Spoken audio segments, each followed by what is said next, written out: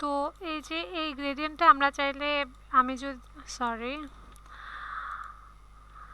গ্রেডিয়েন্টে আমরা মনে করেন তো লাল আর হলুদ রাখলাম, কিন্তু চাইলে মাঝখানে আবার আরও একটা কালার অ্যাড করা যাবে। আমি যদি এখানে জাস্ট একটা ক্লিক করি, দেখেন এখানে আমি যখন মাউসটাকে নিচ্ছি, নেওয়ার সময় মাউসটাতে একটা প্লাস আইকন আসে।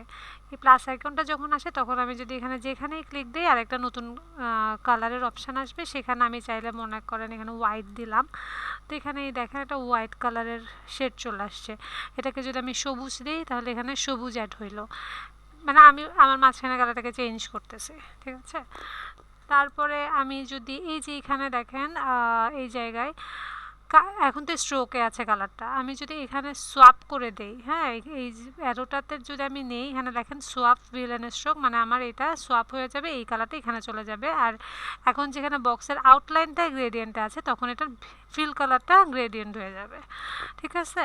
তো এই গ্রেডিয়েন্ট নিয়ে আমরা আরও ডিটেল আলোচনা করব যখন আমরা এই গ্রেডিয়েন্টের অপশানটাতে আসবো। হ্যাঁ, এখানে দেখেন টুল প্রিসেটস একটা গ্রেডিয়েন্ট অপশান আছে। আজকে আমরা দেখব যে ম্যাজিক ওয়ান টুলটা কি বলে।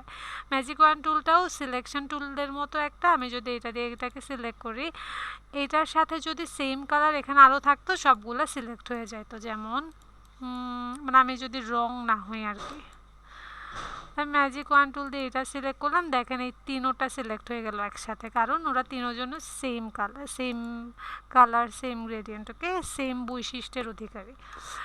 তারপরে হচ্ছে এখানে আসতেছে ল্যাসো টুল। ল্যাসো টুল হচ্ছে মনে করেন আমার এখানে অনেক অবজেক্ট, ঠিক আছে, তা আমি চাচ্ছি শুধু এই জায়গাতে যে তিনটা অবজেক্ট আছে এগুলাকে সিলেক্ট করতে। তো আমি এটা চারপাশে যখন ল্যাসো দিয়ে একটা ব্যারিকেড টানলাম তখন এই জায়গার আমার ল্যাসো টুলের ভিতরে যা যা ছিল তাই শুধু সিলেক্ট হয়েছে। এখন আমি চাইলে এদের সবার একসাথে কালার চেঞ্জ করতে পারবো। আমি এগুলোকে আগে নো কালার দিয়ে দিই, তারপরে এখানে একটা ফিল কালার দিলাম, এখানে একটা গ্রেডিয়েন্ট কালার দিলাম, এরা হচ্ছে এটা হয়ে গেল। তারপরে এটা একটু বাড়াই দিলাম, দেখছেন আমার এটা চেঞ্জ হলো। আমি এখান থেকে যদি এটা অন্য কালার দিই যেন আমার এখানে ভিজিবিলিটি আসে, ঠিক আছে, এখন আশা করি দেখা যাচ্ছে। তো এইটা ছিল আমার ল্যাসো টুলের বৈশিষ্ট্য। এরপরে আছে পেন টুল।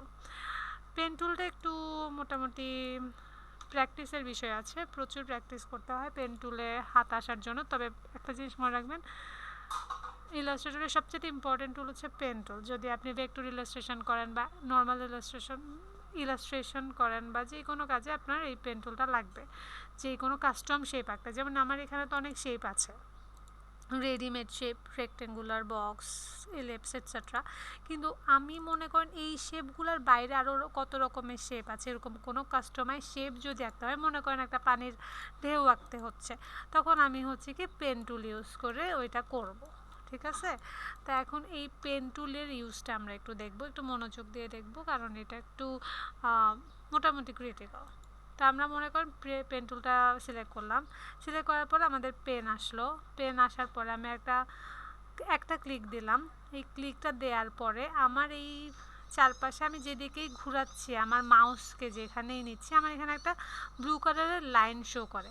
তার মানে হচ্ছে সেকেন্ড ক্লিকটা ওই ব্লু কালারের লাইনটা আমি যেখানে নিয়ে যাইলাম, মানে এখানে এতটুকু এভাবে যদি আমি এখন ক্লিক দিই তাহলে এই ব্লু কালারের লাইনটাই আমার এখন ড্র হবে, দেখতেছেন। আর এখানে এই কালারটা আসতেছে কারণ আমার স্ট্রোকে হচ্ছে এই কালারটা, আর পেন টুলে হচ্ছে স্ট্রোক কালার অলওয়েজ, ঠিক আছে। তো স্ট্রোকটা আমি চাইলে অন্য কালার দিতে পারি, একটা সলিড পার্পল কালার দিলাম।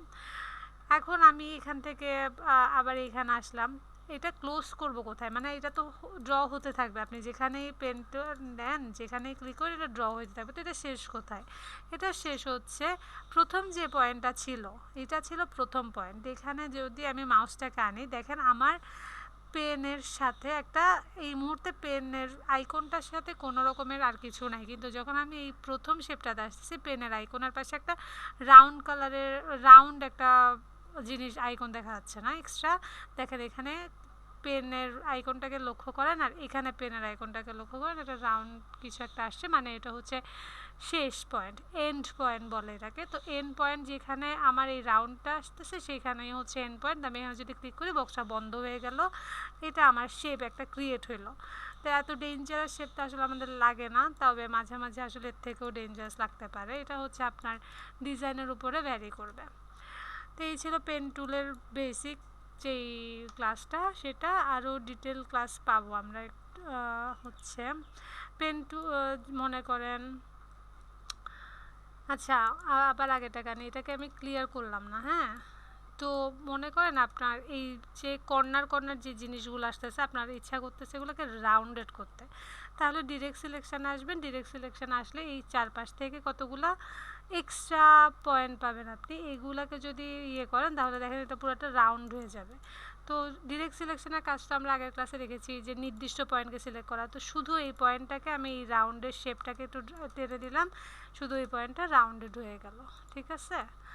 তো এটাই হচ্ছে এই মজার ব্যাপারটা। আরেকটা ইজি হচ্ছে কি আমি যখন পেন টুল দিয়ে ড্র করব আমি এখানে একটা ক্লিক করলাম, এখানে একটা ক্লিক করলাম, এখানে শেষ করলাম, শেষ।